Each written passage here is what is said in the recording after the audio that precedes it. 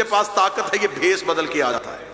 لیکن یہ بھی میرا عزت منبر کی قسم کھا کے کہتا ہوں، اس جگہ سے لے کے شاہ سید بلو سے لے کے مجھے مکہ المکرمہ اور نجف اشرف لے جانا، میں حرف حرف کا ضامن ہوں. شیطان جب بھی بھیس بدل کے آیا، مولوی کے روپ میں آیا ہے، ماتمی کے روپ میں نہیں آیا. اس نے جب بھی بھیس بدلا، یہ مولوی بدلا.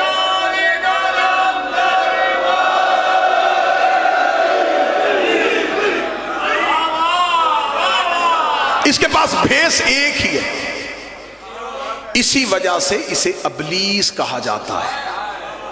ابلیس لفظ نکلا ہے لباس سے، لباس تبدیل کرنا، یعنی کہ اندر کچھ باہر کچھ. ہر چیز سے ابلیس روکتا ہے.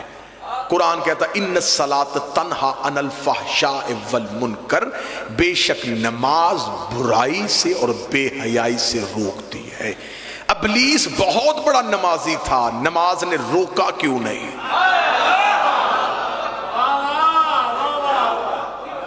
اس کا مطلب عبادت ہر کسی کی عبادت نہیں ہوتی. خیر یہ لمبی تفصیل، اس میں جاؤں گا تو اور آگے دروازے کھل جائیں گے، میں موضوع سے ہٹ کے کہیں اور نکل جاؤں گا. یہ 3 جگہوں پہ کیوں ہے؟ اس نے 3 حلیوں میں آ کے نبی کو گمراہ کرنا چاہا. خدا نے کہا قیامت تک کے لیے اس کے 3 حلیوں پہ لعنت کرو. پہلا حلیہ کون سا؟ جب حضرت ابراہیم اسماعیل کو لے کے گھر سے نکل آئے، اس نے بھیس بدلا، یہ چلا گیا حضرت ابراہیم کے دروازے پہ دستک دی. اندر سے ابراہیم کی بیوی اسماعیل کی ماں جناب ہاجرہ، عزت مآب خاتون.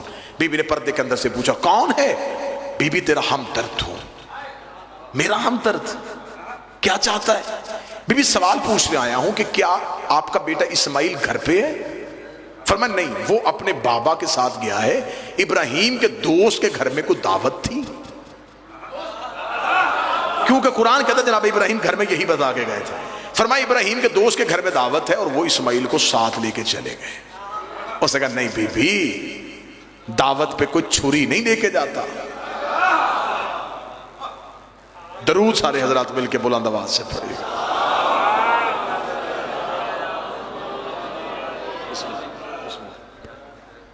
عزت مآب علی جناب شہنشاہ قصائد، میرے آپ کے ہم سب کے پسندیدہ ذاکر، ہم جن کے منتظر تھے وہ منتظر آ گئے.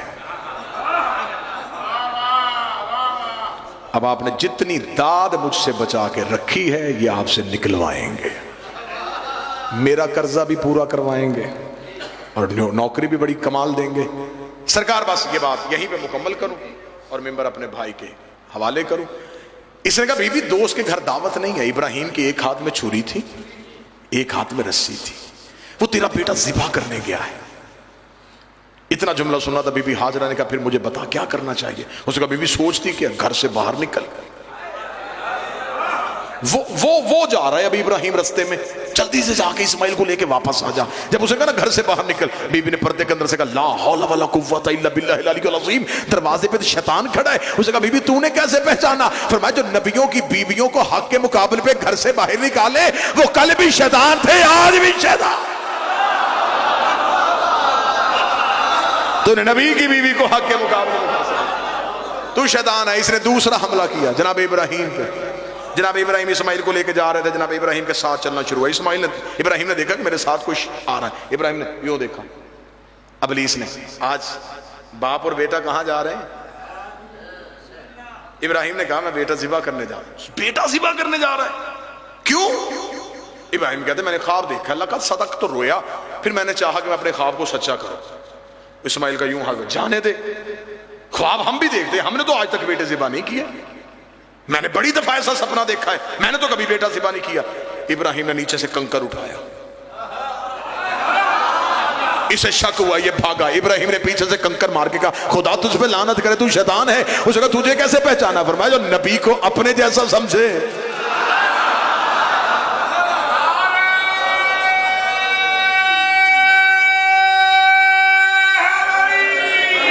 تیسرا اور آخری حملہ حملہ کیا اس نے بچپن کے اسماعیل پہ. اسماعیل جا رہے تھے, اسماعیل کے قریب آیا, اسماعیل کو جا کے کہنے لگا اسماعیل واپس پلٹ جا, تیری ماں دروازے پہ انتظار کر رہی ہے, تیرا باپ بوڑھا ہو گیا ہے, بڑھاپے میں دماغ صحیح کام نہیں کرتا, بڑھاپے میں ہر فیصلہ نہیں مانا کرتے. اتنا کہنا تھا, بچپن کے نبی نے نیچے سے پتھر اٹھا کے اسماعیل نے ابلیس کے پیچھے بھاگنا شروع کیا. خدا تجھ پہ لعنت کرے, تو شیطان ہے, مجھے بہکا رہا ہے. اسے کہا تیری ماں نے پہچانا چپ رہا, تیرے باپ نے پہچانا چپ رہا, تو بھی بچہ, تو نے کیسے پہچانا؟ اسماعیل نے کہا نبی بچپن میں بھی نبی ہوتا ہے, تجھے نہیں پتا جو نبیوں کے دماغ پہ شک کرے وہ کل بھی شیطان تھے, آج بھی شیطان.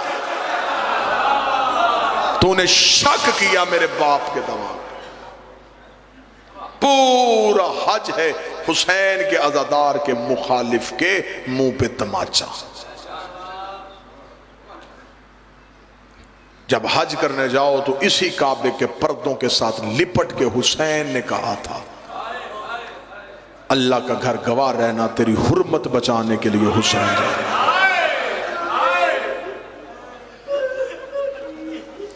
بیان سر شہادت کی اگر تفسیر ہو جائے, مسلمانوں کا کعبہ روضہ شبیر ہو جائے. لوگ حج کے لیے آ رہے تھے, حسین بہنوں کے اونٹ بہنوں کو سوار کروا رہے تھے. سادات و غیر سادات قافلہ نکل کے ایک ایسی منزل پہ آیا جہاں پہ آ کے حسین نے قافلے کو روکا. قافلہ روک کے حسین روتے روتے ایک ٹیلے کے پیچھے چلے گئے. کافی دیر تک عالیہ نے دیکھا کہ حسین واپس نہیں آئے. بی بی کی آواز ہے, اما فضا, جی شہزادی. عباس کو بلا. جناب عباس ہے. G B be. عباس میرا حسین کہاں ہے؟ بی بی ابھی قافلے سے نکل کے اس ٹیلے کے پیچھے گئے ہیں حسین. عباس جا پتا کر کے میرا حسین کہاں ہے؟ مولا عباس نے حسین کے گھوڑے کے قدموں کے پیچھے اپنے گھوڑے کے قدم چلائے. کتابیں لکھتی ہے ٹیلے کے پیچھے حسین سر سے امامہ اتار کے زمین پہ بیٹھے رو رہے تھے. یوں عباس کو آتے دیکھا, سکی نے جلدی سے امامہ اپنے سر پہ رکھا. حسین اٹھنے لگے تھے, یا عباس کے دونوں ہاتھ حسین کے قدموں پہ آئے. رو کے کہا تجھے تیری ماں کے پہلو کا واسطہ مجھے بتا, تجھے رلایا کس نے؟ جب عباس نے رو کے کہا نا تجھے تیری ماں کے پہلو کا واسطہ, مجھے صرف اتنا بتا, تجھے اس صحرا میں, تجھے اس ریگستان میں کس نے رلایا؟ حسین رو کے کہتے عباس میں تجھے اس لیے نہیں بتا رہا, عباس میں ہوں بابے کے صبر کا وارث, تو ہے بابے کے جلال کا وارث. عباس میں نے صبر کر لیا, تو کرے گا؟ منظر بھائی اتنا جملہ کہنا تھا, سخی عباس تڑپ کے رو کے عباس نے یوں ہاتھ جوڑ کے حسین سے کہا مجھے صرف اتنا بتا, میں نے صبر کرنے کتنے ہیں, مجھ سے سیدوں نے صبر کروانے کتنے ہیں. 19 رمضان میرے بابے کے سر پہ ضرب لگی, میں منتیں کر کے کہتا رہا قاتل ابھی کوفے میں, مجھے میری تلوار دے دے. تو نے کہا عباس میں غریب ہوں. مولا میں چپ نہیں کر گیا, 28 سفر کو میرے مرے کے جنازے پہ تیر چلتے رہے, میں رو کے کہتا رہا گھر سے مجھے تلوار دے. میں دیکھو کون حسن کو قبر رسول پہ دفن نہیں ہونے دیتا. بہن اور بھائی نے اکٹھے ہو کے کہا عباس ہم غریب ہیں. میں چپ نہیں کر گیا. 28 رجب کو اونٹ دروازے پہ آئے, میں منتیں کر کے کہتا رہا ایک تلوار مجھے دے دے, ایک مسلم کو دے دے, ایک محمد حنفیہ کو دے دے, ایک اپنے اکبر کو دے دے. تو علی کی بیٹیاں لے کے مدینے بیٹھا رہے, اگر شام سے پہلے کوفے کے دروازے پہ اپنا علم نہ لگاؤ مجھے علی کا لال نہ کہنا. تو نے کہا عباس میں غریب ہوں. مولا میں چپ نہیں کر گیا. مولا تو نے چلتے ہوئے محمل سے اکبر کی بہن کو اتارا. میں رو کے کہتا رہا جہاں سکینہ جا رہی ہے وہاں صغرا کو جانے. تو نے کہا عباس میں غریب. مولا میں چپ نہیں کر گیا. مولا کتنے صبر کروانے. حسین رو کے کہتے عباس میرا لال حوصلہ, عباس حوصلہ. عباس ابھی تو بڑے صبر کرنے ہیں. عباس کی آنکھیں نہیں یوں ہیں جیسے بادل برس رہے ہیں, داڑھی آنسوؤں سے بھر گئی. عباس سسکیاں لے کے رونے لگے. حسین نے یوں سخی عباس کو سینے سے لگایا, عباس حوصلہ, عباس حوصلہ. عباس میں تجھے بتا دوں گا. نہیں مولا مجھے بتا آپ کیوں روئے تھے. عباس اتنا کیوں بار بار پوچھ رہا ہے. عباس رو کہتے میری مجبوری ہے مولا, آپ کو عالیہ نے بلایا ہے. ابھی آپ عالیہ کے محمل کے قریب جائیں گے, علی کی بیٹی تیری آنکھیں دیکھے گی. اگر تیری آنکھ آنسو زینب کو نظر آ گیا, زینب نے مجھے بلا کے پوچھ لیا عباس تو بھی زندہ رہا, حسین بھی روتا رہا. مولا میں کیا جواب دوں گا. حسین نے آخری صدر حسین تڑپے، حسین نے تڑپ کے کہا عباس پھر وعدہ کر، اگر میں تجھے بتاؤں گا تو صبر کرے گا۔ صبر کا نام آنا تھا۔ عباس روئے، عباس رو کے کہتے صرف وعدہ نہیں، میں بقیے والی زہرا زامن دیتا ہوں، آپ بتائیں میں صبر کروں گا۔ اتنا جملہ کہنا، سرکار میں آپ کی نظر جملہ کرنے لگا، اتنا جملہ کہنا تھا۔ یا حسین نے رو کے کہا عباس اب ذرا میری دو انگلیوں کے درمیان دیکھ۔ عباس نے دو انگلیوں کے درمیان دیکھا۔ عباس نے کہتے مولا کوئی دارالعمارہ کی چھت ہے، کوئی غریب مسافر ہے، اس کے ابرو کٹے ہوئے ہیں، مولا اس کی گردن میں ننگی تلوار ہے، مولا کبھی وہ مدینے کو دیکھتا ہے، کبھی وہ نجف کو دیکھتا ہے۔ حسین کی آواز آئی عباس پہچان یہ کون ہے؟ عباس نے حسرت کے ہاتھ ملے، عباس کی آواز آئی ہے مولا کہیں میری رقیہ تو نہیں اجڑ گئی؟ آواز آئی ہاں یہ میرا مسلم ہے، مسلم کا نام آنا تھا۔ عباس نے تلوار ریت میں پھینکی، رو کے کہا تجھے تیری ماں کا واسطہ میں جنگ نہیں کرتا، ایک دفعہ زمین کی تنابیں کھینچ مجھے کوفے پہنچا۔ حسین نے کہا کوفے جا کے کیا کرے گا؟ فرمایا پردیس میں لاشا کون اٹھائے گا، مسلم کا جنازہ کون پڑھے گا؟ آواز آئی اب ذرا زمین پہ دیکھ۔